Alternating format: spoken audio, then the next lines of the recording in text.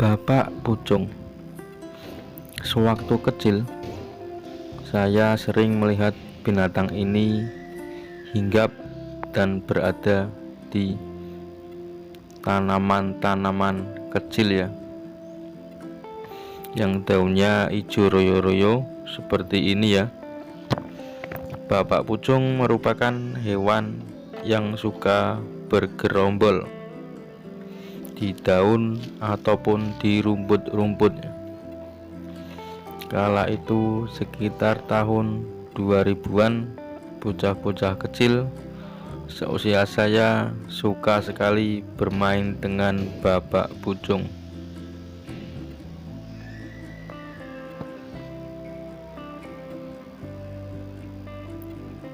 Binatang ini sangat unik Sayapnya berwarna oranye dengan bintik-bintik hitam. Karena pada masa itu banyak sekali hewan ini dan terutama di halaman pekarangan rumah.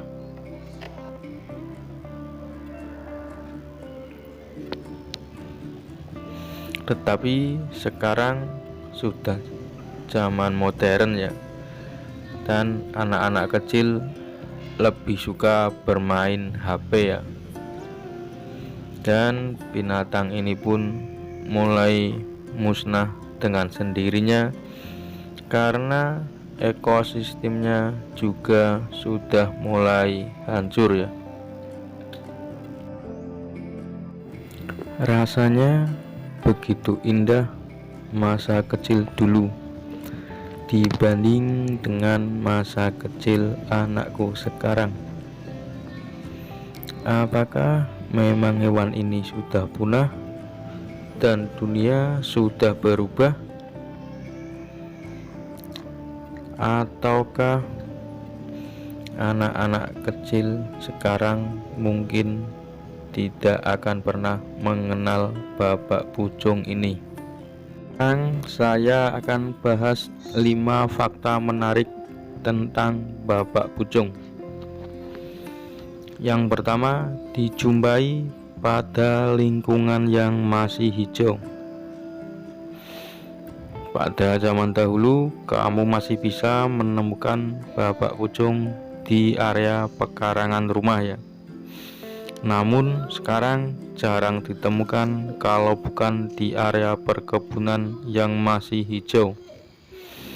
Karena Bapak Pucung menyukai area yang hijau, sebab disitulah mereka banyak menemukan bahan makanan ada benih dan biji-bijian. Kemudian fakta yang kedua, dikenal sebagai hama tanaman. Di balik bentuk dan warnanya yang cantik, ternyata Bapak Pucung adalah serangga hama tanaman. Mengapa demikian? Karena Bapak Pucung paling suka dan menjadikan bunga pada tanaman sebagai tempat singgah dan tempat berkembang biak.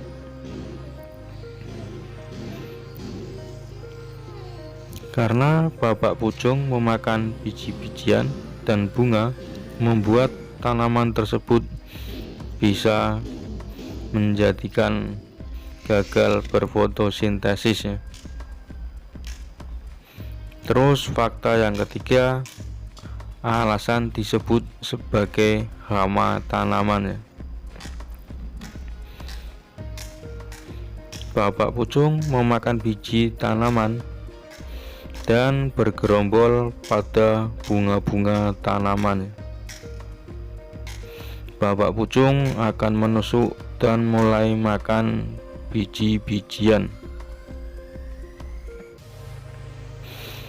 Dalam hal itu, membuat dirinya meninggalkan noda-noda pada biji dan membuat tanaman tersebut gagal menjadikan bunganya mekar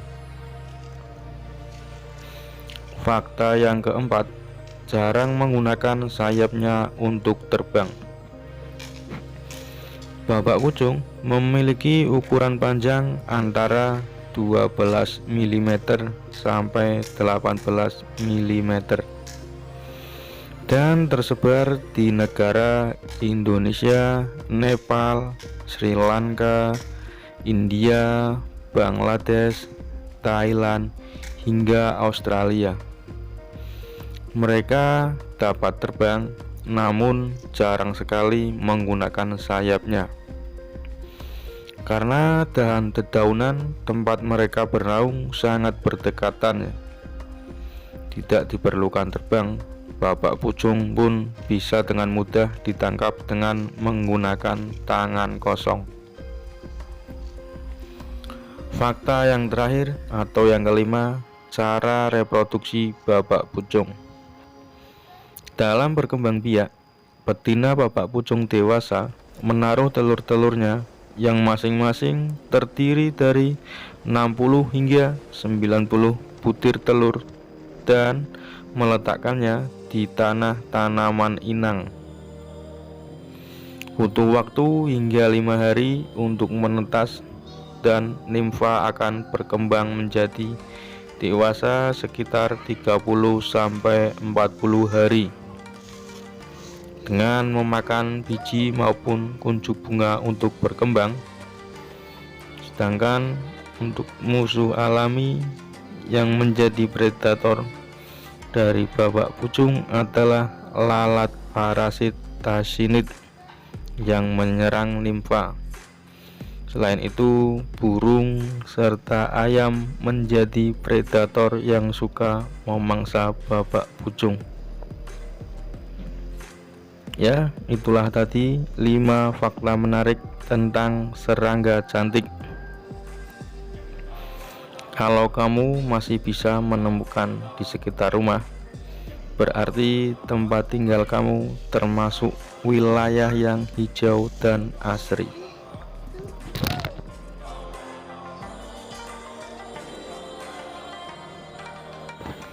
Semoga informasi ini bisa bermanfaat untuk kita semua ya. Sampai jumpa lagi di video berikutnya.